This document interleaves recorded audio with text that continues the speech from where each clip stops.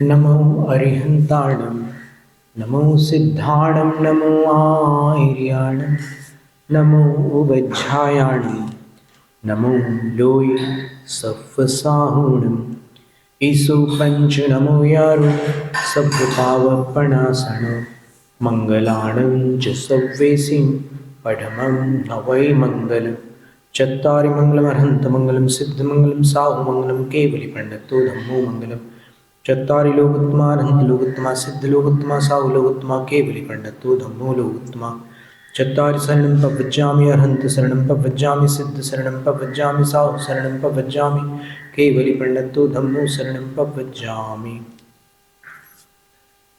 जम्बूद्वीप भरत क्षेत्र भारत देश हुंडावसर अपनी काल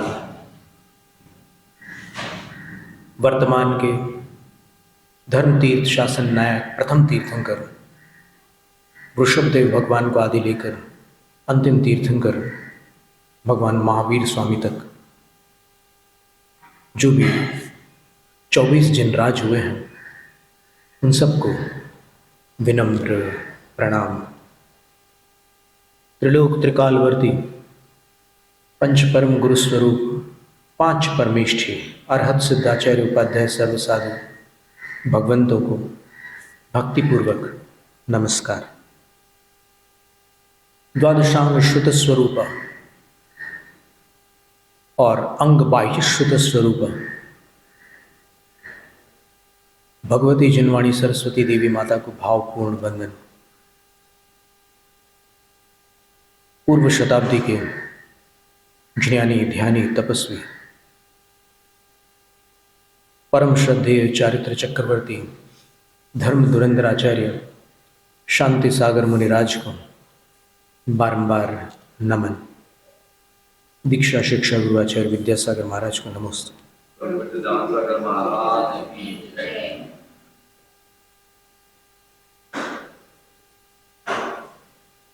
नवदेवता व्याख्यान माला में अरहंत सिद्ध आचार्य उपाध्याय और इस समय अपन सर्व साधुओं का विवरण समझ रहे हैं। सर्व साधु कौन है? अपन ने ये देखा कि एक व्याख्यान के अनुसार शुद्धोपयोगी साधु और शुभोपयोगी साधु ऐसे विभाग होते हैं साधुओं में। दूसरे व्याख्यान के अनुसार जिनकल्पी साधु और स्थविर कल्पी साधु। तीसरे व्याख्यान के अनुसार ये सारे निर्ग्रंथ श्रमण होते हैं, जैन साधु ही होते हैं। तीसरे व्याख्यान के अनुसार ऋषि मुनि यति और अनगार ये विभाजन देखा अपन। फिर चौथे व्याख्यान की अपेक्षा से पुलाक बकुश कुशील निर्गंथ और स्नातक ऐसे 5 भेदों वाले ये निर्गंथ श्रवण होते हैं। इनमें से जो अंतिम भेद है स्नातक, उनको अपन नमोकार मंत्र में नमो अरिहंताणम में ग्रहण करते हैं। अभी बता रहे हैं।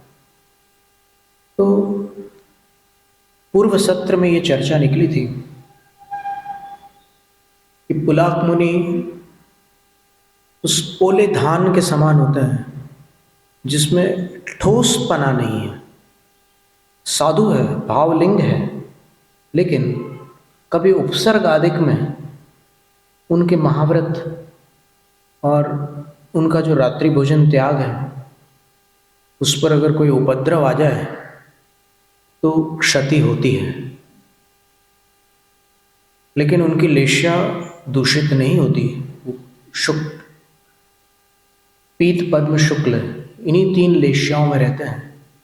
उनके भाव बड़े निर्मल रहते हैं। बस उनमें 12 तप और कष्टों को सहन करने की भावना नहीं होती। उनके मन में तपस्या की और कष्ट सहन करने की भावना नहीं होती, लेकिन होते सच्चे साधु हैं। फिर दूसरे जो साधु थे वो वकुश थे। वकुश वो साधु हैं जिनकी आत्मभित्ति यानी जिनकी आत्मा की जो दीवार है भावों की, उसमें चित्त कबरापन है। चित्कबरापन का अर्थ होता है कि उसमें विविधता है। वो साधु हैं, त्यागी हैं, और फिर भी वो अपने उपकरणों से कुछ अनुराग रखते हैं, अथवा शरीर के प्रति उनका कुछ अनुराग रहता है, जिसके परिणाम स्वरूप वकुश मुनि के जो उपकरण होंगे, उपकरण वकुश मुनि के, वो शेष मुनियों से थोड़ा विशेष होंगे। उनको स्पेशल चाहिए होता है। शास्त्र हो तो कवर अच्छा होना चाहिए, टिप टॉप, ऐसे सीधा साधा काम नहीं होगा, एकदम क्वालिटी चाहिए। अथवा पिछी कमंडल है तो उसमें भी टॉप क्वालिटी ज़रूरी है। तो इस तरह का उनके अंदर अनुराग रहता है, पर होते सच्चे साधु हैं। और रिद्धि यशस कामा, उनके अंदर रिद्धियों की कामना भी हो सकती है, और रिद्धियाँ साधुओं को प्राप्त होती है, तो उनके अंदर उतनी कामना हो सकती है कि मुझे रिद्धि प्राप्त हो, मुझे चारण रिद्धि हो जाए, मुझे अवधि ज्ञान, मनोपरि ज्ञान प्राप्त हो जाए, ऐसी कामना हो सकती है उनको। औषध रिद्धि हो जाए, आशीर्वाद वाली रिद्धि हो जाए, जो आशीर्वाद दूँ वो फलित हो जाए, ऐसी रिद्धि है। ये आशीर्वाद फलित होता है। और जिनके पास नहीं है उनका आशीर्वाद भावना रूप तो रहता है, लेकिन उस आशीर्वाद में वो नियम नहीं है कि जैसा वो भाव कर रहे हैं वैसा ही घटित हो, वैकल्पिक होता है। कभी हो जाए, सामने वाले का पुण्य भी हो और फिर इनकी भावना भी हो, कभी हो जाए। लेकिन जिनके पास रिद्धि होती है तो वहाँ सामने वाले पर निर्भर नहीं करता, वो जो आशीर्वाद दे देंगे वैसा हो के रहेगा, कोई शक्ति उसको टाल नहीं सकती। अगर उनने कह दिया कि तुम्हारी दरिद्रता समाप्त हो जाएगी, तो नियम से समाप्त हो जाएगी। अगर उन्होंने कह दिया कि इस असाध्य व्याधि से तुम मुक्त हो जाओगे, तो मुक्त हो के रहेगा, कोई ताकत रोक नहीं सकती उसको, स्वस्थ हो जाएगा। वो वृद्धि होती है आशीर्वाद संबंधी, तो उसकी कामना हो सकती है वकुश मुनि के अंदर। और अविविक्त परिवारा, उनको अपने परिवार के प्रति भी स्नेह हो सकता है। जिस परिवार को उन्होंने छोड़ा है, अब यहाँ पर कोई ऐसा दिमाग मत लगाना कि संघ ही साधु का परिवार है, उनके सधर्मी जन उनके कुटुंबी जन है, ये सब बेकार की बात है, कल्पना वाली बातें मत करो। परिवार का अर्थ परिवार होता है। अब कई लोग कहते हैं कि साधु के कौन माता और कौन पिता। अरे, जब भगवान की माता त्रिशला कहलाती है और महावीर स्वामी के पिता सिद्धार्थ राजा कहलाते हैं, वो मोक्ष चले गए तब भी अंतिम पिता और अंतिम माता तो वही रहेंगे ना, वो कैसे बदल जाएंगे। तो जबरदस्ती आप ये कहो कि नहीं गुरु ही माता है, गुरु ही पिता, वो स्तुति में ठीक लगती है बात, लेकिन हकीकत के धरातल पर जाकर देखो तो सत्य के धरातल पर तो जिसने जो जननी है वही माता है और जो जनक है वही पिता है। व्यवहार नए से इसमें कोई आपत्ति नहीं आती। ठीक है, वो उस माया जाल से दूर हो गए, वो कुटुंब गृहस्थ जैसा राग उनको नहीं है, लेकिन वकुश मुनि को अपने उस परिवार के प्रति स्नेह होता है। अविविक्त परिवार, वो उस परिवार को पूरी तरह छोड़ नहीं पाते, इतना स्नेह, संज्वलन राग संबंधी उनके अंदर स्नेह पाया जाता है। और कभी कभी ऐसा भी लगता है कि कब दीक्षा लोगे तुम। कई बार बोलते हैं साधु अपने पिता से कि कब दीक्षा लोगे, देखो हमें 12 साल हो गए और आप हमारे पिता होकर के घर में फंसे हुए हो, आप कब दीक्षित होंगे। अभी देखो इस चतुर्मास में चंद्रगुप्त मुनिराज ने, आचार्य चंद्रगुप्त महाराज श्री ने, उनके जो पिताश्री थे उनको दीक्षित किया और उनकी संलेखना कराई। ऐसे कई साधुओं ने किया हुआ है। कोई अपनी बहन को दीक्षित करके उनकी संलेखना कराता है, कोई अपनी माताश्री को दीक्षित करके उनकी संलेखना कराता है। तो ये सब वकुश मुनि में कथित है, शास्त्र में उल्लिखित है कि ऐसा हो सकता है। अब कोई अगर ये बोले कि अरे कैसे है साधु, ये परिवार से अभी भी स्नेह नहीं छूटा है इनका, तो ऐसा नहीं है। आप जिस साधु की कल्पना कर रहे हैं उनका भी वर्णन आ रहा है। सब्र रखो ना, थोड़ा धीरज रखो, उनका वर्णन आ रहा है, अभी क्रम से बता रहे। सबसे पहले पुलाक मुनि का वर्णन किया कि उपद्रव आदिक में जिनके मूल व्रत भी क्षतिग्रस्त होते हैं, जिनको कोई जबरदस्ती रात्रि में भोजन करा दे, रात में नहीं खाता, उपसर्ग करके उनको जबरदस्ती उनके मुंह में लड्डू डाल दे और ऐसे ऐसे उपद्रव के माध्यम से उसको अंदर तक पहुंचा दे, तो भी वो भावलिंगी मुनि रहते हैं। नमो लोए सब साउंड में गणधर उनको नमस्कार करते हैं।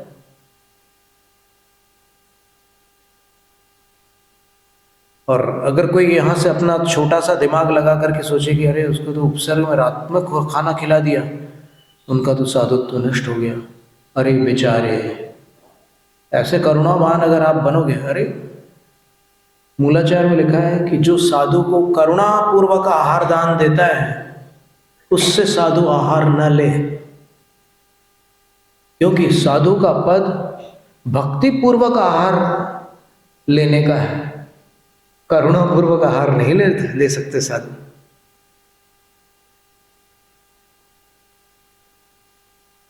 तो वकुश मुनि के विषय में उसमें लिखा था कि वो उनका परिवार नहीं छूटा, और वकुश मुनि के विषय में यही लिखा है कि परिवार नहीं छूटा है और 7 गौरव आश्रिता।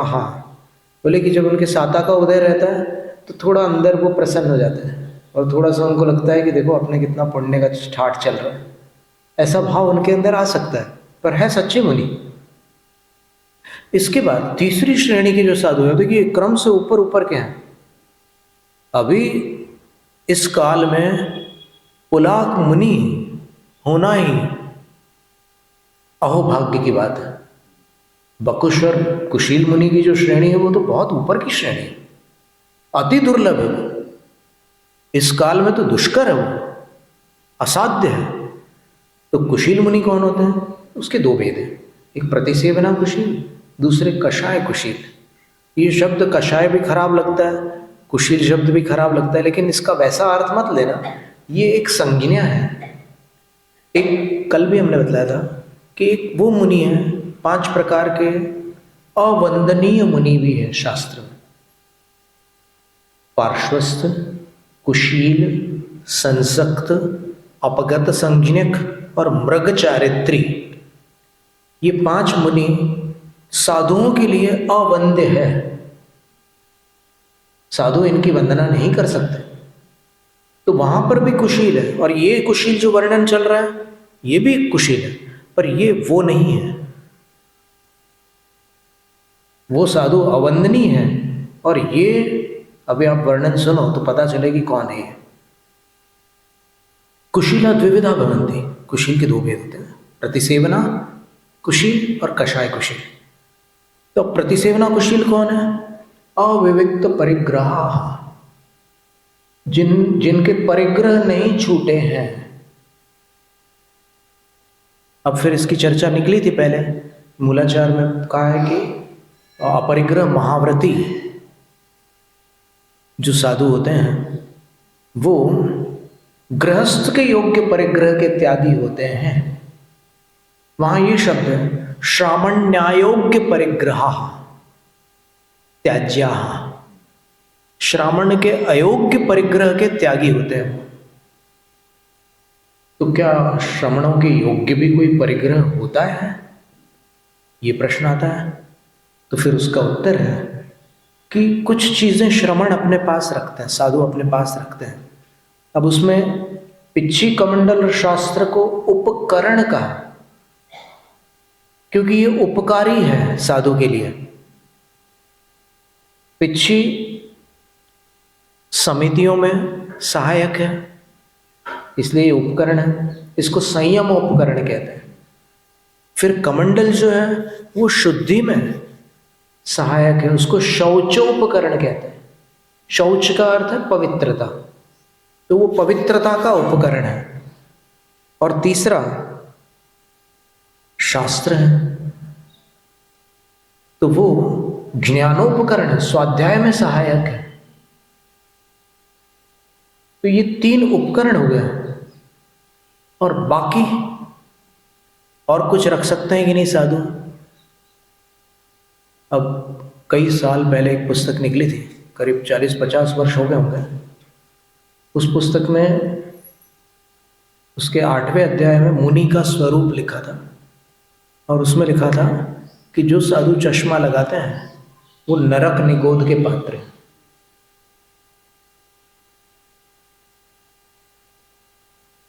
वो साधु नरक निगोद के पात्र है जो चश्मा लगाते हैं। अब कल हमने इस विषय पर थोड़ा सा आपको दृष्टांत दिया था, हमने अपने ही जीवन की घटना बताई थी कि हमने चश्मा कब स्वीकार किया। जब हमें लगा कि अब संयम का पालन नहीं हो सकता, आंखों से जिस संयम का पालन होता है उसका पालन अब बिना चश्मा के नहीं हो सकता, तब हमने चश्मा स्वीकार किया। तो जो चश्मे को अस्वीकार करके आंखों से ठीक से दिखाई नहीं देता जिनको, और फिर भी अगर चश्मे को अस्वीकार करते हैं, तो ईर्ष्या समिति बाधित होती है, क्योंकि उनको लाल चींटियां नहीं दिखेंगी, और अगर नंबर बढ़ गया तो काली चींटियां भी अस्पष्ट दिखेंगी। भोजन का शोधन नहीं होगा तो ऐष्णा समिति नहीं पलेगी। कोई चीज उठाते रखते समय प्रत्यवेक्षण और परिमार्जन 2 क्रियाएं अनिवार्य होती है। तो जब दिखाई नहीं देगा तो मात्र मार्जन होगा, तो मार्जन का गुण तो उनके पास रहेगा, लेकिन प्रत्यवेक्षण का गुण उनमें नहीं रहेगा। फिर प्रतिष्ठापना समिति में मान लो वहां पर घास है और आपको ठीक से दिख नहीं रहा है, मान लो कलर ब्लाइंडनेस, कुछ भी है, आपको आंखों में प्रॉब्लम है, मेन तो फोकस का प्रॉब्लम हो रहा है आपको, तो फिर आपको घास दिख नहीं रही है, तो आप क्या करोगे? एक बार जबलपुर में एक बूढ़े साधु थे, उनको घास नहीं दिखी और आचार्य श्री वहाँ बैठे हुए थे, तो उन्होंने घास पर ही पिच्छी लगाकर आचार्य श्री को नमस्तु किया। तो वहाँ देखने वाले कई लोग बोलने लगे कि इनको हम कैसे नमस्तु करें। तो परिस्थितियाँ ऐसी बनती, जबकि कायदे से देखा जाए तो जैन मार्ग में ऐसे भाव अपने को नहीं लाना चाहिए। उनके प्रति गलती तो हो रही है उनसे, लेकिन अपनी भावना ये होनी चाहिए कि उनकी गलती सुधरे। हम नमस्तु नहीं करेंगे, बड़े आलसी लोगों की भाषा है। नमस्तु नहीं करना तो बहुत सरल है, आप उनका स्थितिकरण करो ना, तब जानेंगे कि आप अच्छे ज्ञानी जीव। स्थिति करने की ताकत नहीं है और फिर बड़ी बड़ी बातें करते हो, ऐसा नहीं है। वात्सल्य कहाँ रहा? वात्सल्य होगा तो आप उपगमन भी करेंगे, स्थितिकरण भी करेंगे। हम जानबूझ करके उनका नाम नहीं ले रहे, और उनकी बड़ी अच्छी संलेखना हुई, क्योंकि उनका हृदय बहुत पवित्र था। हो जाती है भूल चूक, हो जाती है। अभी आपको पता चलेगा यहाँ पर आगे आने वाली एक पंक्ति कि ऐसे कौन से साधु हैं जिनसे भूल चूक नहीं होती, उनका वर्णन अब भी आने वाला है। चिंता मत करो, थोड़ा सब्र रखो। और अविविक्त परिग्रह लिखा साथ में लिखा है कि परिग्रह नहीं छूटे हैं उनके। कौन से परिग्रह नहीं छूटे? जो साधु के योग्य हैं। साधु के योग्य कौन से परिग्रह हैं? तो कल अपन ने प्रवचन सार में पढ़ा था कैसे परिग्रह होते हैं। छेदो जीर्ण विज्जति, 222वीं गाथा थी ना, कि जिससे संयम का घात न हो। गहन विसिक्केषु सेवमानस्य, न तो उस परिग्रह का सेवन करते समय संयम का घात हो, न उसको प्राप्त करते समय आकुल व्याकुल हो, न उसको छोड़ते समय आकुलता हो।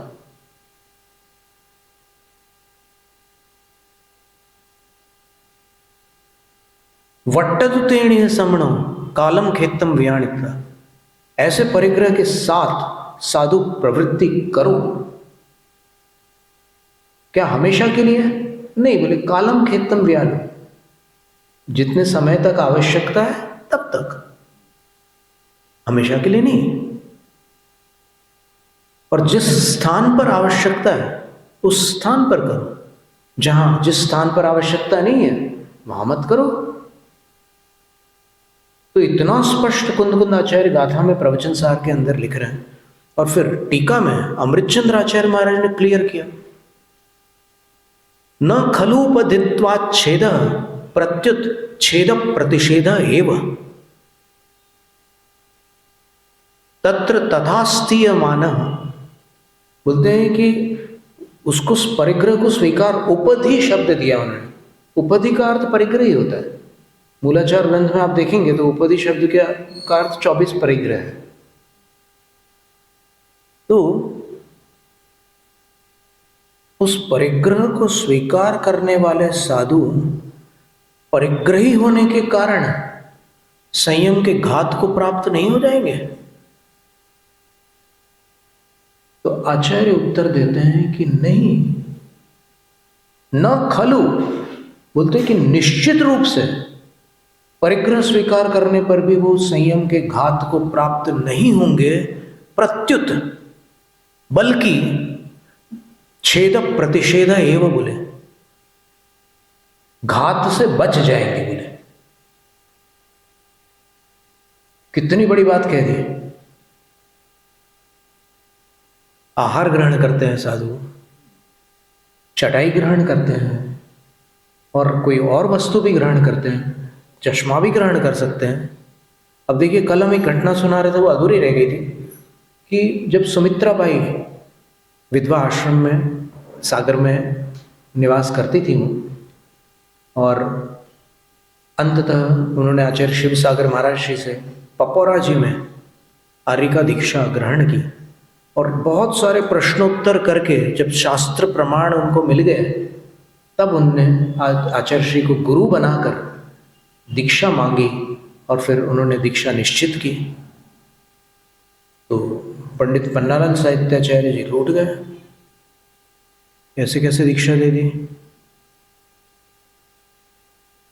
नहीं गए, दीक्षा देखने नहीं गए, और वहां उनकी दीक्षा हुई। और दीक्षा के समय क्या किया कि वो चश्मा लगाती थी, तो आचार्य श्री ने बोला कि इसका त्याग करो। तो वो थोड़ा सा ऐसे घबराई वो कि फिर मेरे को दिखाई कैसे देगा। बोले गुरु की बात पर शंका मत करो। तब जैसे गुरु वाले गुरु शब्द जैसे कान में पड़ा, उन्होंने ऐसे उठा करके चश्मा छोड़ दिया और बैठ गई दीक्षा के लिए। दीक्षा हो गई, और दीक्षा होने के बाद आचार्य ने कहा कि देखो, दीक्षा तो निष्परिग्रह ही होती है, लेकिन अब तुम्हें आंखों से दिखता नहीं है, समिति पालन करने के लिए चश्मा उठाओ। वापस चश्मा पहन लिया। तो ये क्या हुआ? वो परिग्रह हुआ, लेकिन परिग्रह शौक के लिए है क्या? नहीं है। वो परिग्रह किसी उद्देश्य के लिए है। तो उसको स्वीकार किया। अब अगर 1.5 लाख का चश्मा ले, मान लो 15,000 के चश्मे से काम चल रहा हो, लेकिन वो 1.5 लाख का चश्मा ले, तब फिर दिक्कत हो जाएगी। तब फिर वो उपभोग बन जाएगा, वो फिर सामान्य परिग्रह की श्रेणी में नहीं आएगा, फिर वो विशिष्ट राग आदि का निमित्त बन जाएगा, और वो साधु के अयोग्य परिग्रह की श्रेणी में चला जाएगा। क्योंकि आपने फिर वहां चयन किया है, आपने विशेष राग किया है, तब फिर वो स्थिति बनेगी। और कभी कभी ऐसा पुण्य होता है साधु का कि लोग श्रेष्ठ से श्रेष्ठ वस्तुएं ला करके देते हैं और उनको अपने अंदर उनके प्रति मूर्छा नहीं होती, तो उनका अंतरंग अगर निर्मल है तो वो निर्दोष है।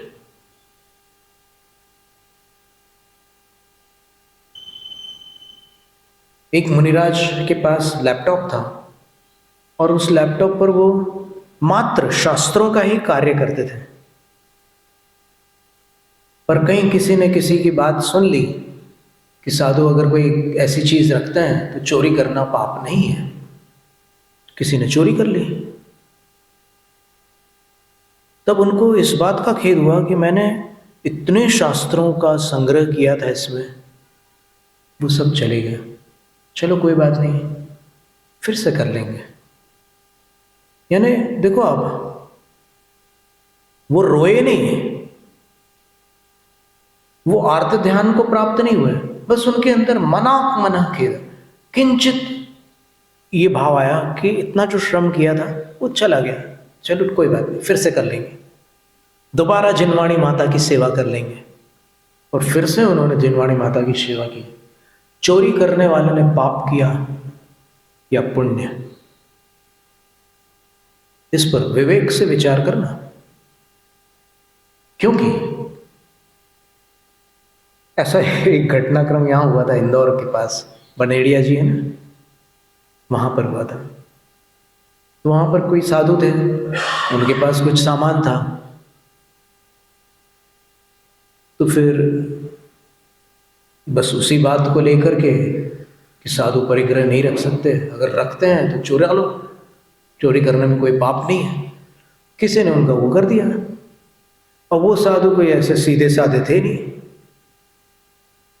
उन्होंने पुलिस कंप्लेंट कर दी। अब क्या विचित्र दिमाग के साधु होते हैं, आप क्या समझते हो? इस साधु को आप ही लोगों के अंदर से निकले हुए हैं। तो हालत खराब हो गई उनकी। पुलिस को वो जवाब नहीं दे सके कि हमने चोरी क्यों की। बोलते कि साधु नहीं रख, अरे साधु नहीं रख सकते तो तुम कौन होते? तुम्हें लाइसेंस मिल गया क्या चोरी करने का? तुम पर पूरे कानून लागू होंगे चोरी करने के, तुम चोर हो गए। हालत खराब हो गई उनकी। तो फिर ऐसे व्यर्थ के प्रलापों को सुनकर श्रद्धा करना उचित नहीं है। आप ये देखो कि उसका क्या हो रहा है। आपको अगर ज्यादा ही उत्कंठा है तो आप देखो कि वो फिल्में देख रहे हैं क्या, वो और कोई गलत काम कर रहे हैं क्या। अगर वो जिनवाणी की सेवा कर रहे हैं तो आपको क्या तकलीफ हो रही है? हो सकता है वो छठे सातवें से पांचवें गुणस्थान में आ जाए, हो सकता है, लेकिन वो न तो असंयमी हुए हैं न मिथ्या दृष्टि। तो आपको क्या तकलीफ हो रही है? आप अपना काम करो ना। अपनी आत्मा पर कितना कीचड़, कितना मैल जमा हुआ, उसको साफ करने में कई जन्म लग जाएंगे, तो आप वहां कहां टाइम वेस्ट कर रहे हो? अपनी आत्मा को पवित्र करने का ये जीवन है। तो यहां तो साफ लिखा है कि वो प्रतिसेवना कुशील मुनि परिग्रह के त्यागी नहीं है। मुनि के योग्य परिग्रह उनके पास है। और देखिए, परिपूर्ण हो गया, कितनी बड़ी बात कह रहे हैं कि उनके मूल गुण और उत्तर गुण परिपूर्ण है। आप सोचो, परिग्रही साधु है लेकिन मूल और उत्तर गुण पूरे परिपूर्ण है। ये आचार्य अकलंक देव के वचन है। जिनको श्रद्धा ना हो उनको उनकी अश्रद्धा मुबारक। ठीक है, खुश। लेकिन अकलंक देव के वचन है तो जो जिनवाणी के श्रद्धालु है वो इसको हवा में नहीं उड़ा सकते। जब आचार्य ने लिखा है कि वो इतने बड़े मुनि, प्रतिसेवना कुशील मुनि बहुत दुर्लभ है, इतने बड़े मुनि साधु के योग्य परिग्रह सहित है और उनके मूल उत्तर गुण दोनों अखंड है। फिर कहते हैं कि कथनचित उत्तर गुण विरादिना, किसी कारणवश वो 12 तप और 22 परिषद जय में चूक कर जाते हैं किसी अपेक्षा। कैसे? तो बोलते हैं कि ग्रीष्म जंगा प्रक्षालनादि सेवनात्, गर्मी का समय है और कभी जब तीव्र उष्ण परिसर होता है, मान लो आपने केशलोंज किए, दूसरे दिन अंतराय हुआ और केशलोंज के पहले आपने विहार किया था गर्मियों में, तो फिर अब 1-2 दिन बाद इतना वेदना हुई, इतनी गर्मी बढ़ गई कि कमंडल से पानी लेकर के शरीर में लगाने लगे। जंगा प्रक्षालन बोले घुटने से नीचे लगा रहे हैं, पूरे शरीर में न लगाकर घुटने से नीचे लगा रहे हैं, तो वो प्रतिसेवना कुशील है, भावलिंगी मुनि है। ये मत कहना कि कष्ट सहन नहीं होता तो दीक्षा क्यों ले ली। तुम सैंपल बता दो ना, दीक्षा लेकर तुम कष्ट सहन करके बता दो, डेमो तो दो ना। मुंह से बोलने से क्या होता है? स्पोर्ट्स में जो कोच होता है उसको डेमो देना पड़ता है। तो अगर आपको कोच बनना हो तो आपको डेमो देना पड़ेगा, वरना मुंह बंद रखो, कोच बनने की कोशिश मत करो।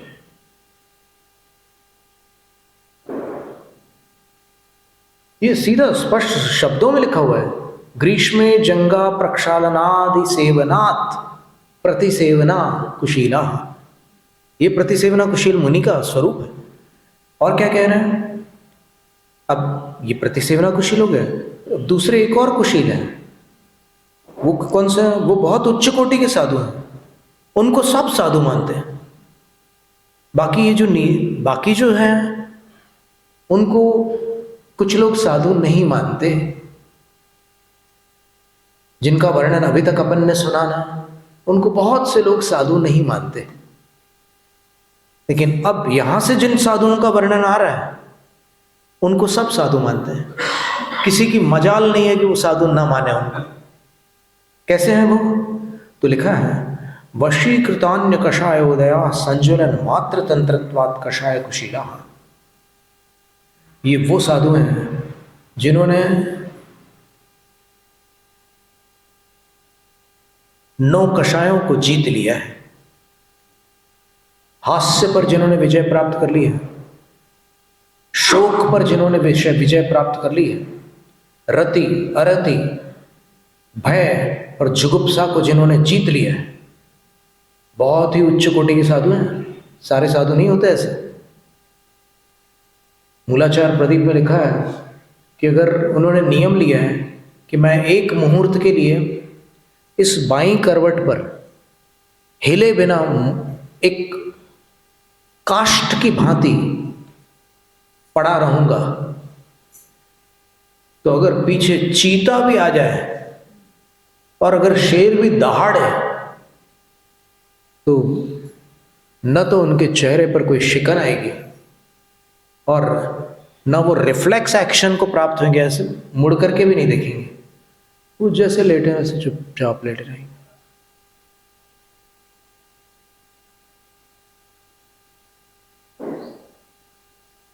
कल्पना हो रही है कैसे होंगे वो साधु? वो कषाय कुशील मुनि है, जिनके विषय में युगल कवि ने लिखा है, करते तप शैल नदी तट पर तरुतल वर्षा की झड़ियों में समता रस पान किया करते सुख दुख दोनों की घड़ियों में। वो कषाय कुशील मुनि है, बहुत बड़े साधु होते हैं।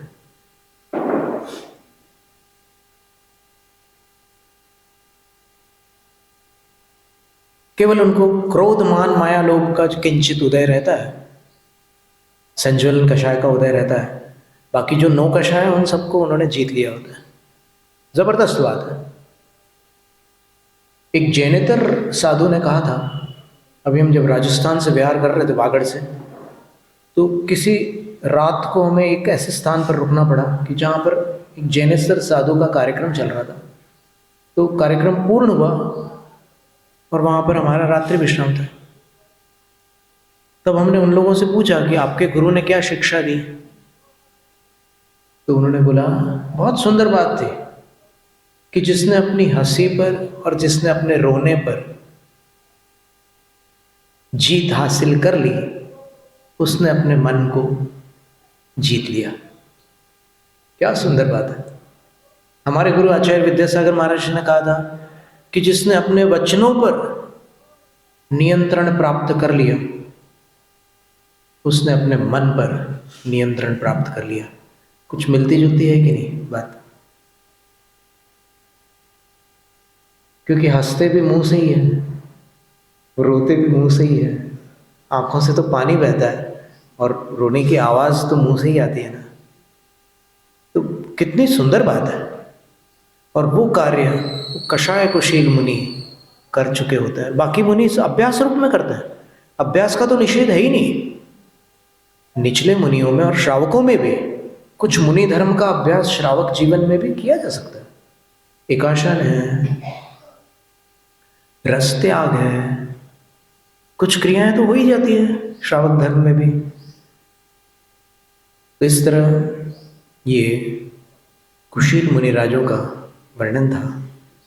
इसके बाद चौथे जो मुनि है वो निर्ग्रंथ मुनि है। यानी ये पांचों निर्ग्रंथ है, लेकिन चौथे निर्ग्रंथ नाम के निर्ग्रंथ है। क्या अर्थ है उसका? तो बोले उदक दंड राजीवत सन्निरस्त कर्माणोंतर मूर्त केवल ज्ञान दर्शन प्रापिणो निर्ग्रंथा। जैसे पानी में अगर एक रेखा खींच दी जाए, एक डंडे से लकीर बना दी जाए, तो थोड़ी देर में वो पानी उसको वो कर देता है। बस इसी प्रकार जिनके अंदर कर्मों का उदय जो चल रहा है, अब ये इनके भी दो भेद हैं, निर्ग्रंथ भी दो हैं, एक उपशमक, दूसरे क्षपक। यहाँ पर क्षपक का वर्णन करते हुए लिखा है कि अभी जो उनके उदय है कर्मों का, ज्ञानावरण, दर्शनावरण, अंतराय, ये बस पानी में खींची हुई उस लकड़ी की रेखा की भांति है। जो अंतर्मुहूर्त में केवल ज्ञान और केवल दर्शन को प्राप्त करने वाले हैं, वो निर्ग्रंथ है।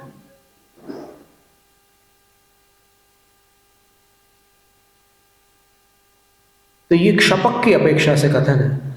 और उपशमक की अपेक्षा से कथन करें तो जिन्होंने मोहनीय कर्म को पूरी तरह शांत कर दिया है। ये बहुत आवाज हो रही बाहर से।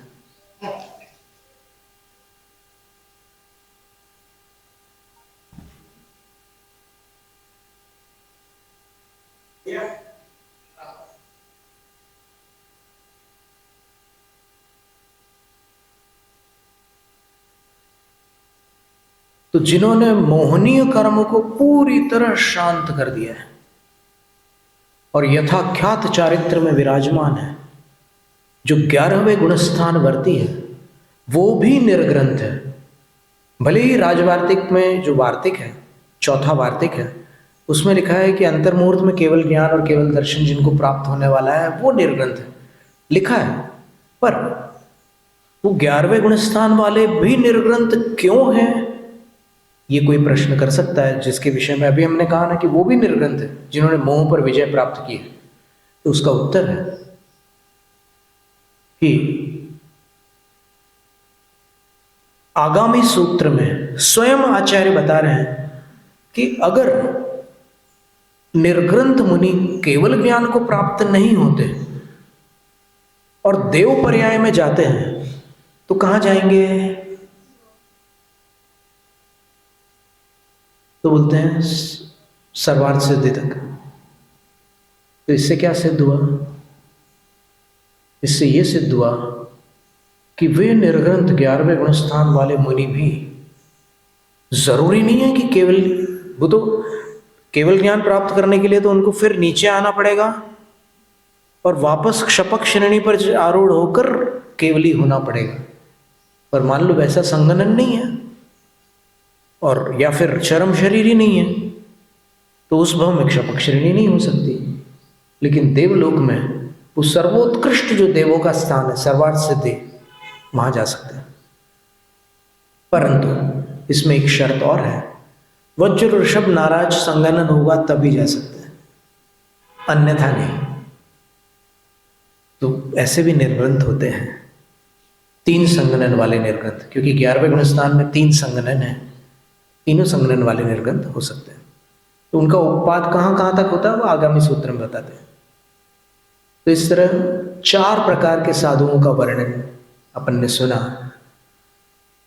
फिर इनमें अधिकतम कितना ज्ञान होता है, न्यूनतम कितना ज्ञान होता है, संयम लब्धि स्थान कैसे होते हैं, विशुद्धियां किस प्रकार की होती है, आदि आदि प्रश्नों के उत्तर आगामी सूत्र में दिए गए हैं। तो आज फिर जो 5वें मुनि हैं वो कौन है, तो उनको अपन नमोकार मंत्र में नमो अरिहंताणम कहकर नमस्कार करते हैं। वो भी मुनि हैं। आप देखिए उनकी मुद्रा मुनि मुद्रा है, लेकिन वो अंतरात्मा न होकर परमात्मा हो चुके हैं।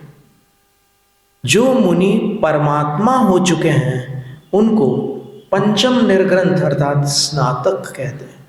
स्नातक का अर्थ है ग्रेजुएट।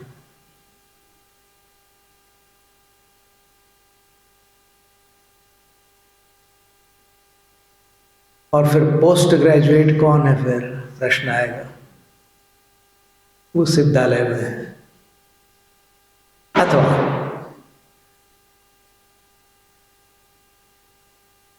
तेरहवें गुणस्थान में अरिहंत संयोग है, प्रवृत्ति युक्त है, और 14वें गुणस्थान में प्रवृत्ति रहित है। तो वे केवली भगवान स्नातक है। तो एते पंच निर्ग्रंथाः, वो 5 प्रकार के निर्ग्रंथ है।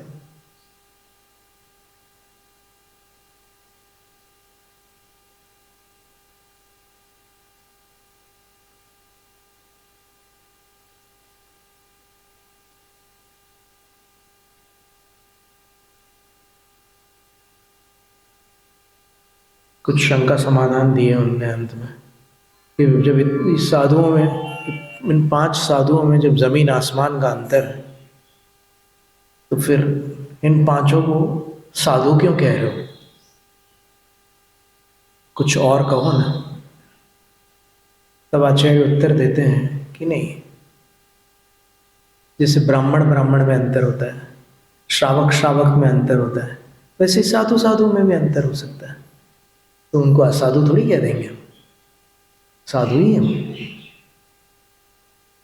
तो इस तरह अब आप जब भी नमो लोए सब सावणम बोलेंगे तो ये सारी बातें कभी आप ध्यान लगाओ तो ध्यान में आएंगी कि ये सब बातें अपन ने शास्त्रों में सुनी थी साधुओं के विषय में। अब साधुओं के 2 भेद और हैं, द्रव्यलिंगी और भावलिंगी। तो ये अभी तक जितने भी साधुओं का वर्णन अपन ने सुना वो सारे भावलिंगी थे। द्रव्यलिंगी कौन है, कि जो साधु मुनि मुद्रा में होकर भी अंदर से मुनि के गुणस्थान से नीचे हैं। जैसे विष्णु कुमार मुनि ने जब वृद्धि का प्रयोग किया था तब वो मुनि के गुणस्थान से नीचे आ गए थे। वो 6ठे 7वां गुणस्थान मुनि का होता है, वो 5वें में आ गए थे। और फिर हमने और भी 2 उदाहरण दिए थे कि किसी साधु को सांप ने काट लिया, एक दूसरे साधु उसकी वो जानते हैं कि कौन सी पत्ती से ठीक होते हैं और वहाँ कोई श्रावक है नहीं, तो उनने मुनि होकर भी उस पत्ती को तोड़कर उनका उपचार किया। तो उनकी मुद्रा साधु की है, लेकिन भाव श्रावक वाले हो गए, इसलिए वो द्रव्यलिंगी हुए। फिर अंतर्मुहूर्त बाद शुद्धिकरण करके वापस भावलिंगी हो गए, जैसे विष्णु कुमार मुनि महाराज हो गए थे।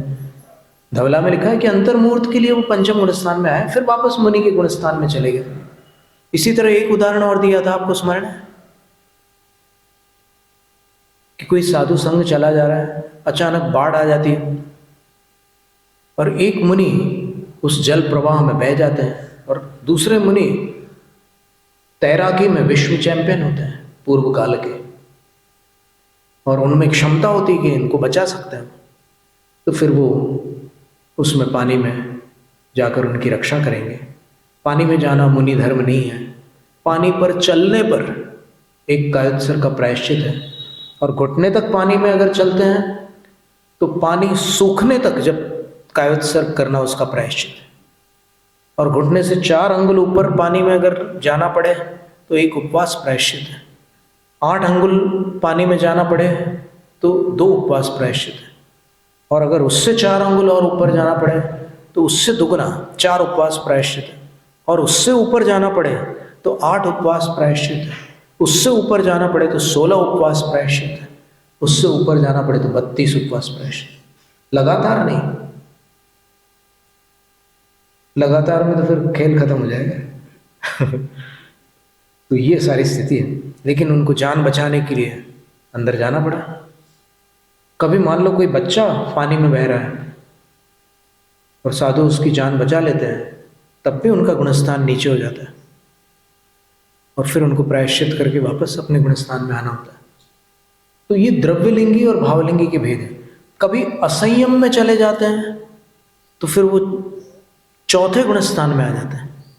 अभी तो 5वें की बात थी, चौथे में भी आ सकते हैं।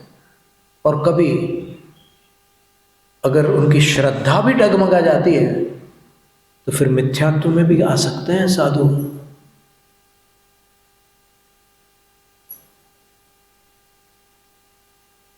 सबके लिए जिनेंद्र भगवान ने उपाय बताए हैं कि जो संयम में आए हैं उनका शुद्धिकरण कैसे करोगे, तो आचार्य जानते हैं। जो असंयम में आ गए उनका शुद्धिकरण कैसे करना, वो भी आचार्य जानते हैं। जो मिथ्यात्व में आ गए लेकिन फिर भी उनके भाव, सुधार के भाव है उनके अंदर अभी।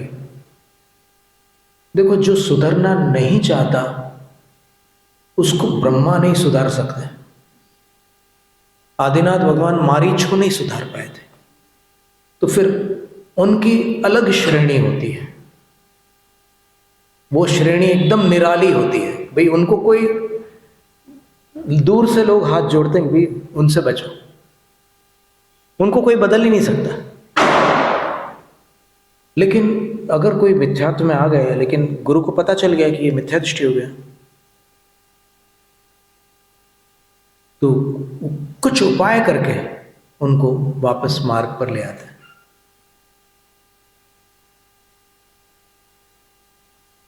तो द्रव्यलिंगी, भावलिंगी, ऐसे भी 2 भेद साधुओं के। तो द्रव्यलिंगी केवल मिथ्या दृष्टि नहीं होते।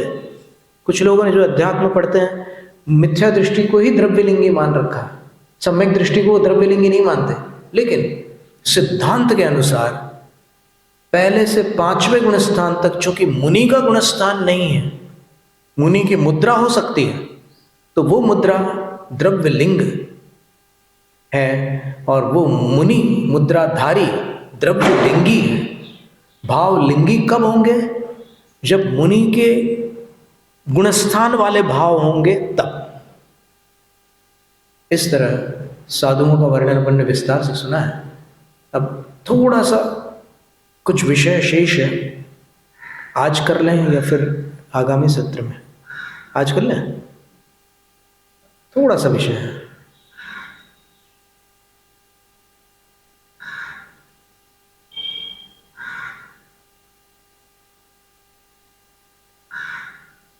ये प्रश्न किया है कि पुलाक मुनि हैं, उनको किसी ने रात में जबरदस्ती कुछ खिला दिया, या कभी कभी कुछ ऐसे दुष्ट लोग होते हैं कि मुंह में शराब डाल देते हैं साधु के। उपद्रव तो उपद्रव है, कितने प्रकार के उपद्रव करते हैं लोग। अब वो एक तमिलनाडु के वर्धमान सागर मुनि महाराज थे, जब वो इधर से निकल रहे थे टीकमगढ़ के पास से, किसी गांव में रुके, तो लोधी लोगों ने उनके पैरों पर ऐसे डंडे मारे, और सिगरेट के जो वो रहते हैं वो उनको लगाया। कितना परेशान किया उनको। फिर पूरा टीकमगढ़ बंद रहा, और फिर राज्य सरकार तक के वो बात गई। जैनों ने फरियाद की कि हमारे साधु पर इतना उपद्रव हुआ है।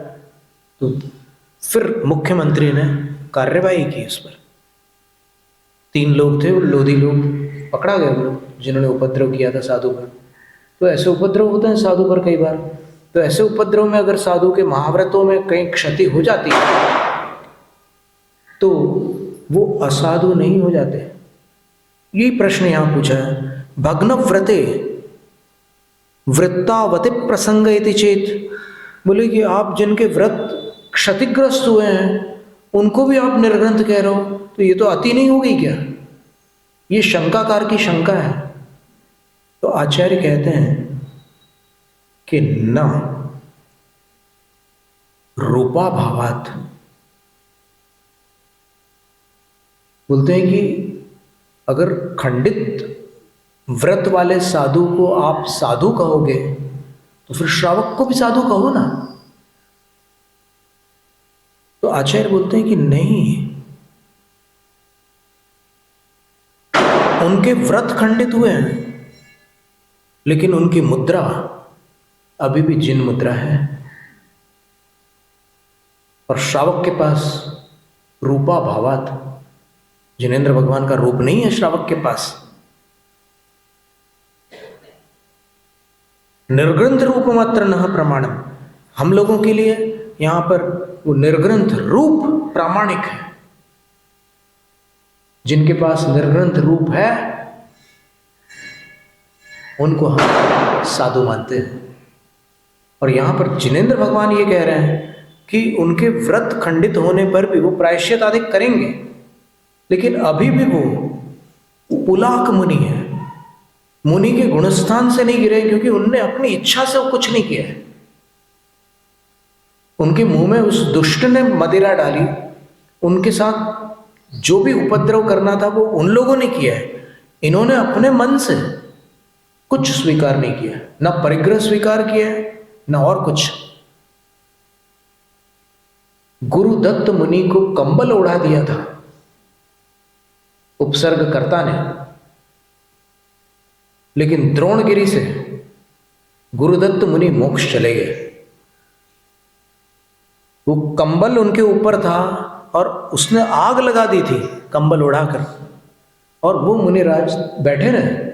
और उसी मुद्रा में, कंबल आवृत मुद्रा में, उन्होंने अष्टम नवम दशम 12 गुणस्थानों को पार करके, घाती कर्मों का क्षय करके केवल ज्ञान प्राप्त कर लिया। कंबल वंबल सब अलग हो गया, केवली होने के बाद ये उपसर्ग नहीं रहते, समाप्त हो जाते हैं। और बस आयु उस उपसर्ग में इतनी तीव्र उपसर्ग था वो कि वो आयु उनकी उसी उपसर्ग में समाप्त हो गई थी। तो जितनी बची हुई आयु थी उतने बचे हुए काल में उन्होंने आघाती कर्मों का क्षय करके मोक्ष प्राप्त कर लिया। उनको बारंबार नमस्कार करते हैं। गुरुदत्त मुनिराज अंतकृत केवली, बहुत बड़े साधु थे। तो वो कंबल डाल दिया तो उससे वो परिग्रही नहीं हो गए। अगर उनके अंदर ममत्व भाव आ जाए, उनके अंदर अर्जन, संवर्धन, संस्कार, संरक्षण का भाव आ जाए किसी वस्तु के प्रति, तब वो परिग्रह होता है।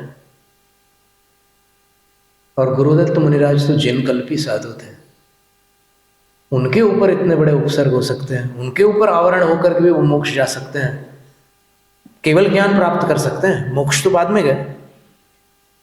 तो फिर यहां पर कह रहे हैं कि नहीं, पुलाक मुनि असाधु नहीं है, वो भी साधु है।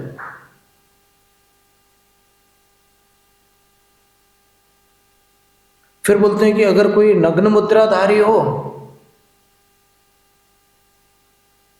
लेकिन उनके पास भावलिंग न हो अथवा वो जैन मार्गी न हो, तो फिर उनको भी साधु मान लो।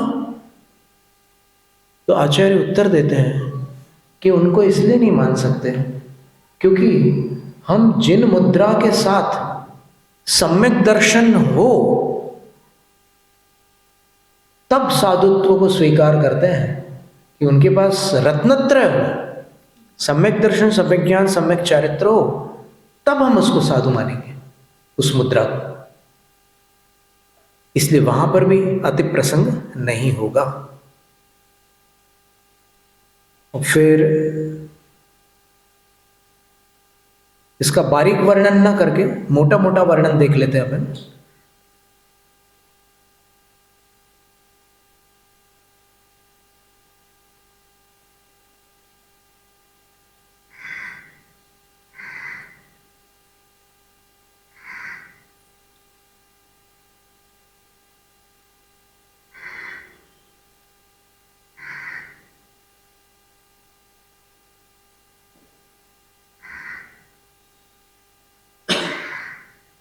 पुलाक, वकुश और प्रतिसेवना कुशी,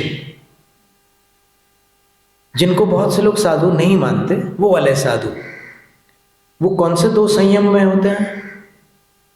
तो यहां आचार्य कह रहे हैं कि वो श्रावक वाले देश संयम में नहीं होते, वो मुनि वाले सामायिक और छेदोपस्थापना संयमी होते हैं।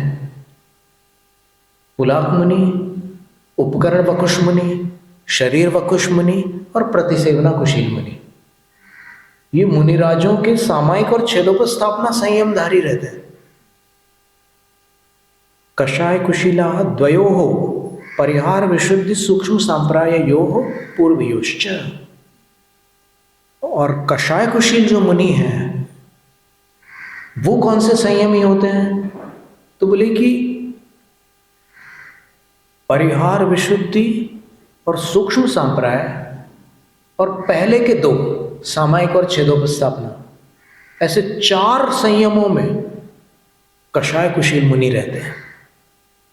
तो इससे स्पष्ट हुआ कि जिनको परिहार विशुद्धि संयम होगा वो नीचे वाले साधु नहीं होंगे, वो कषाय कुशील श्रेणी के उच्च कोटि के साधु होंगे। और परिहार विशुद्धि संयम केवल तीर्थंकर के सानिध्य में होता है।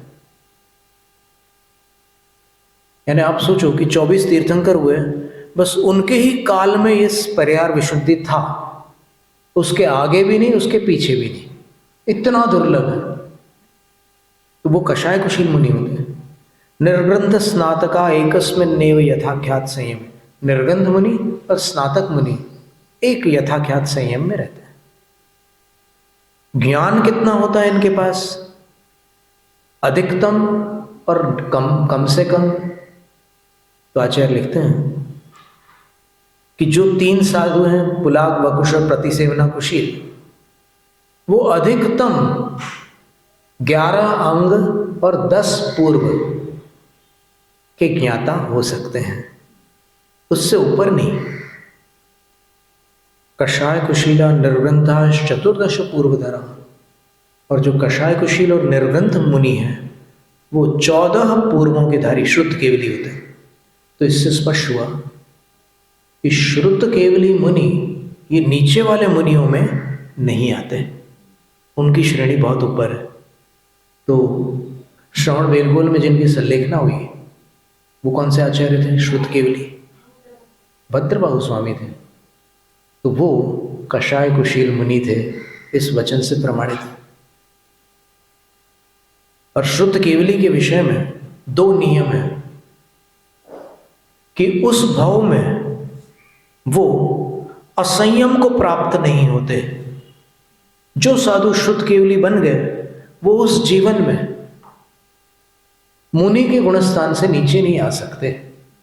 कोई भी उपद्रव हो जाए, कुछ भी हो जाए, वो मुनि ही रहेंगे, भावलिंगी ही रहेंगे। और मोक्ष तक वो कभी मिथ्यात्व में नहीं आ सकते।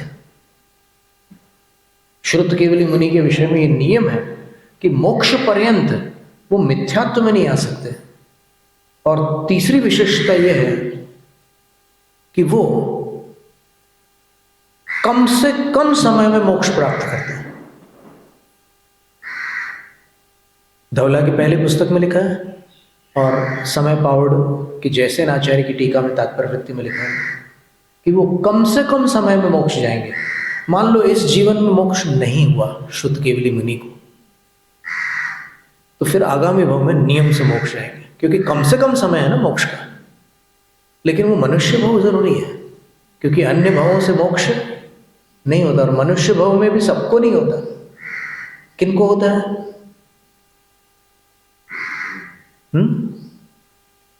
मनुष्य पर्याय में मोक्ष किनको प्राप्त होता है? अब कोई उत्तर देगा कि मुनि को, तो नहीं, जिन कल्पी मुनि को, तद्भव मोक्षगामी चरम शरीरी मुनि को मोक्ष प्राप्त होता है। शुद्धोपयोगी मुनि को मोक्ष प्राप्त होता है। चरम शरीर भी यदि शुभोपयोगी है तो मोक्ष नहीं होगा। तो बहुत कठिन है मोक्ष जाना, बल्कि ये कहो कि सबसे कठिन है मोक्ष जाना। और उसका प्रमाण हमने एक दिन आपको दिया था कि अनादिकाल से जो काम अपन नहीं कर पाए वही तो सबसे कठिन काम हुआ।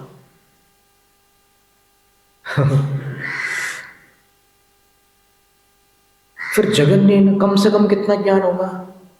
तो पुलाकस्य आचार वस्तु, पुलाक मुनि को आचार वस्तु का ज्ञान होता है। तो भाई मुनि का आचरण कितना है, क्या करना है, क्या नहीं करना, बस उतना ही उनको पता रहता है, कम से कम, ज़्यादा कुछ नहीं है। और वकुश कुशील निर्ग्रंथा नाम श्रुतम, वकुश मुनि, कुशील मुनि और निर्ग्रंथ मुनि, 12वें गुणस्थान तक की बात कर रहे हैं। इनमें कम से कम कितना ज्ञान होगा? अष्टौ प्रवचन मातर, 5 समिति और 3 गुप्ती, बस इतना ही पता है उनको, और कोई नहीं आता, कुछ शास्त्र वगैरह का कोई ज्ञान नहीं है उनके पास। स्नातका अपगत श्रुता केवल है ना। और स्नातक मुनि के पास कितना ज्ञान होता है? तो बोले उनमें कम से कम या अधिक से अधिक का भेद नहीं है, क्योंकि वो सारे केवल ज्ञानी होते हैं, स्नातक मुनि। अब फिर इन मुनियों में दोष कौन से लग सकते हैं? तो बोलते हैं कि पुलाक मुनि में पंचानाम मूल गुणानाम रात्रि भोजन वर्जनस्य च पराभियोगात बलाद अन्यतम प्रतिसेव माना पुलाको भवति। 5 महाव्रत किसी बलात् उपसर्ग वगैरह में 5 महाव्रत क्षतिग्रस्त हो जाए, अथवा रात्रि भोजन त्याग दूषित हो जाए, तो फिर वो पुलाक मुनि होते हैं, उनकी ये प्रतिसेवना, ये दोष उनके चर्या में। फिर वकुशोद्विविध, वकुश मुनि के 2 भेद हैं, उपकरण वकुश और शरीर वकुश श्रेणी। उपकरण वकुश और शरीर वकुश, ऐसे 2 प्रकार के मुनि हैं। तो उनमें क्या होता है? तत्र उनमें उपकरणाभिश्वक्त चित्त, विविध विचित्र परिग्रह युक्त, बहु विशेष युक्तोपकरणाकांक्षी, तत्संस्कार प्रतीकार सेवी भिक्षुर उपकरण वकुशो भवति। अब वकुश मुनि, जो उपकरण वकुश मुनि है, उनका खुलासा करते हुए आचार्य महाराज और स्पष्टीकरण करते हुए कह रहे हैं, कैसे होते हैं वो? तो बोले कि उपकरणों में अभिश्वक्त चित्त, उनका मन आसक्त रहता है उपकरणों में। दिन में 2-4 बार ऐसे देख लेंगे,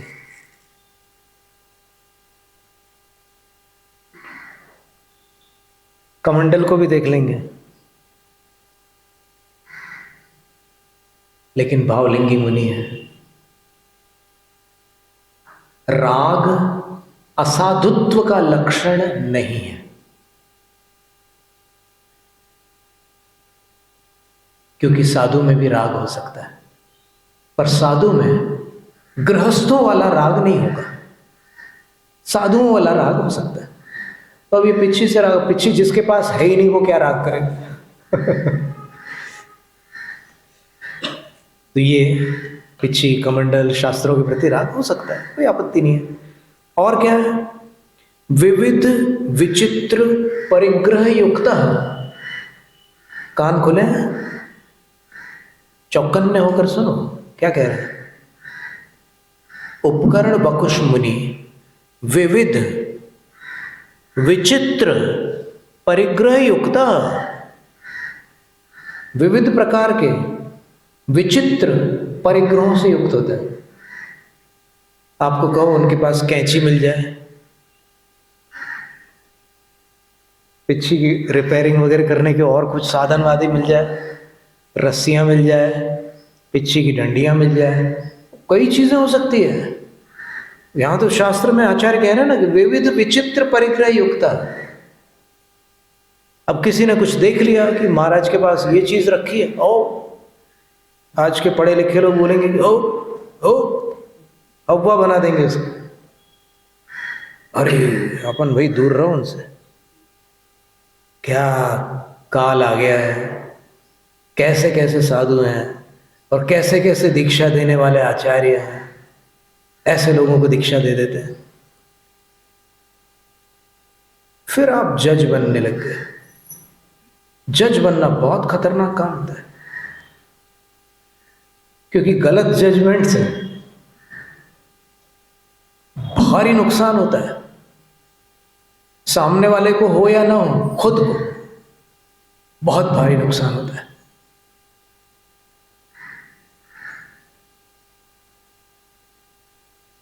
और क्या कह रहे हैं, बहुत खास विशेषताओं से युक्त उपकरणों की उनको कामना होती है।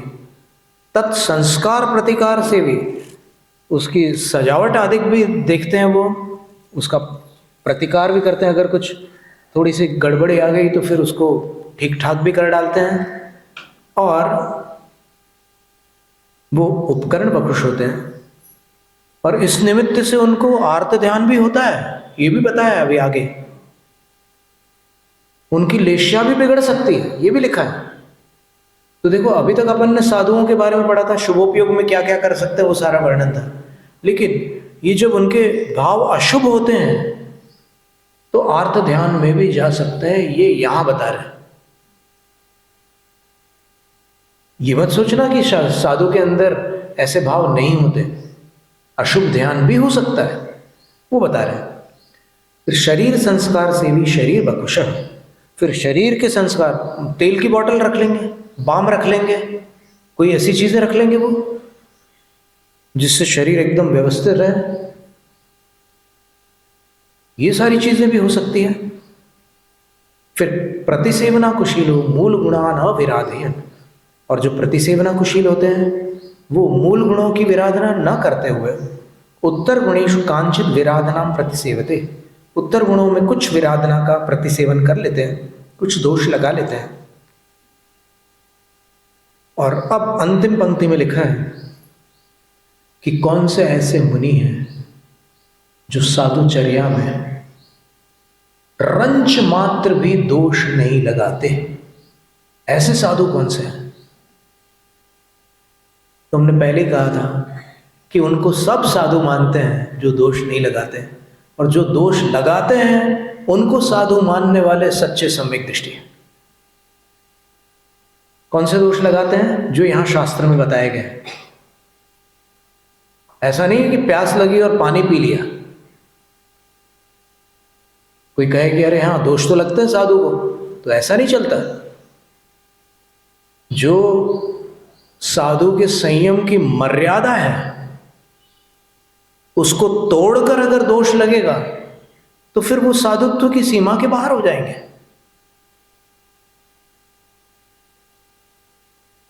तो अब बता रहे हैं कि कौन से ऐसे साधु हैं जो पूर्णतः निर्दोष हैं, जिनको न कभी प्रायश्चित्त करना पड़ता है, न कभी प्रतिक्रमण करना पड़ता है। इतने शुद्ध साधु होते हैं। वो कौन होते हैं? तो बता रहे हैं, कषाय कुशील निर्गंध स्नातका नाम प्रतिसेवना नास्ति। कषाय कुशील मुनि अर्थात भद्रबाहु आचार्य, पंचम काल के हीन संगननधारी, फिर भी श्रुत केवली होने से कषाय कुशील मुनि है वो। कोई दोष नहीं होता उनकी मुनिचर्या में, बिल्कुल निर्दोष चर्या होती है। निर्ग्रंथ जो 10वें गुण स्थान के ऊपर वाले हैं उनको कोई दोष लगने का सवाल ही नहीं है, क्योंकि ध्यान में लीन है। और उसके बाद जो केवली भगवान है उनको भी कोई दोष नहीं लग सकता। तो इनमें कोई दोष नहीं होता, केवलियों में, यथाख्यात चारित्रधारियों में और कषाय कुशील मुनियों में कोई दोष नहीं होता। और खास बात कह रहे हैं कि दोष वाले साधु, ये पांचों प्रकार के साधु, तीर्थमिति सर्वेषां तीर्थकराणां तीर्थेषु भवन्ति, सब तीर्थंकरों के काल में होते हैं। तो आप कहोगे कि पंचम काल में सब हो रहा है दोष, ऐसा नहीं है। आचार्य लिख रहे हैं कि सब तीर्थंकरों के काल में ऐसे साधु होते हैं, दोष करने वाले और निर्दोष। लिंगम द्विविधम, द्रव्यलिंगम भावलिंगम च। लिंग के दो भेद है, द्रव्यलिंग और भावलिंग। भावलिंगम प्रतीत सर्वे पंच निर्ग्रंथ लिंगिनो भवन्ति। ये पांचों भावलिंग की अपेक्षा से निर्ग्रंथ लिंगी होते हैं, यानी बाहर से दिगंबर मुद्राधारी होते हैं पांचों। द्रव्यलिंगम प्रतीत्य भाज्या, लेकिन अगर दिगंबर मुद्रा को आप देखोगे तो उसकी अपेक्षा से इनमें विभाजन हो सकता है कि अंदर से भावलिंग हो भी सकता है, न भी हो। तो नहीं होगा भावलिंग तो ये पुलाक बकुश आदि की श्रेणी में नहीं आएंगे, और पुलाक बकुशादिक की श्रेणी में है तो वो भावलिंगी भी है और बाहर से निर्ग्रंथ मुद्रा भी धारी है। लेश्या कौन सी होती है? तो पुलाक की पीत पद्म शुक्ल लेश्या होती है, पुलाक मुनि की, यानी शुभ लेश्या होती है। फिर बकुश प्रतिसेवना कुशीलियो षडपी, बकुश और प्रतिसेवना कुशील मुनि की 6 लेश्याएं होती है। कृष्ण नील कापोत लेश्या भी हो जाती है। कैसे हो सकता है ऐसा? तो बोले कि ये उपकरणों में आसक्ति के कारण बकुश मुनि को ऐसा हो जाता है, और प्रतिसेवना कुशील मुनि को कभी आर्त ध्यान के कारण कोई कष्ट सहन नहीं हो रहा। 1 महीने का उपवास किया और उपवास करने के बाद अंतराय हो गया, तो एकदम परिणामों में एकदम आकुलता उत्पन्न हो गई, तो फिर लेश्या बिगड़ जाती है। लेकिन मुनि मुनि है, भावलिंगी है। तो नमो लोहे सब सौणम में अपन बड़ी सावधानी से उन कृष्ण लेश्या वाले मुनिराजों को भी नमस्कार करते हैं। कृष्ण लेश्या उनका गुण नहीं है, लेकिन फिर भी कृष्ण लेश्या जिनको हुई है वो अपने परमेष्ठी हैं, इसलिए अपन नमस्कार करते हैं। और उनको नमस्कार करने से अपनी निर्जरा होती है कर्मों की, और सातिशय पुण्य का बंध भी होता है अगर सम्यक दर्शन हो तो।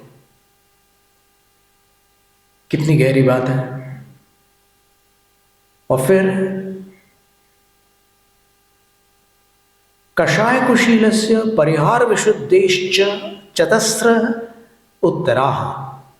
कषाय कुशील मुनि और परिहार विशुद्धि के धारक जो साधु हैं उनकी 4 लेश्याएं होती है। पीत, पद्म, शुक्ल और कापोत भी। कापोत अशुभ लेश्या है लेकिन हो सकती है। यानी आप शुद्ध केवली भद्रभाव स्वामी हैं, वो कषाय कुशील है, उनको कापोत लेश्या हो सकती है, लेकिन पुलाक मुनि को नहीं होगी। कितनी विचित्र बात है। कषाय कुशील जो बिल्कुल निर्दोष है उनको कापोत लेश्या हो सकती है, और पुलाक मुनि जिनके महाव्रत भी क्षतिग्रस्त है उनको अशुभ लेश्या नहीं हो सकती। भावों की विचित्रता है और कर्मों की भी विचित्रता है। सूक्ष्म सांप्रायस्य निर्गंध स्नातकयोश्च शुक्लैव केवला भवति। सूक्ष्म सांप्राय और निर्गंध और स्नातक मुनि के केवल शुक्ल लेश्या होती है, और अयोग शैले प्रतिपन्ना अलेश्या। 14वें गुणस्थान को अगर प्राप्त हो जाए तो कोई लेश्या नहीं होती। और अगर ये मुनि मोक्ष न जाए तो कहाँ कहाँ जा सकते हैं? इस प्रश्न का उत्तर देते हुए कहते हैं, समय बहुत हो गया। पुलाक मुनि 12वें स्वर्ग तक जा सकते हैं।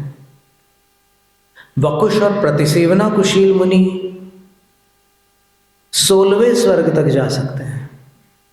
कषाय कुशील और निर्गंध मुनि सर्वार्थ सिद्धि तक जा सकते हैं।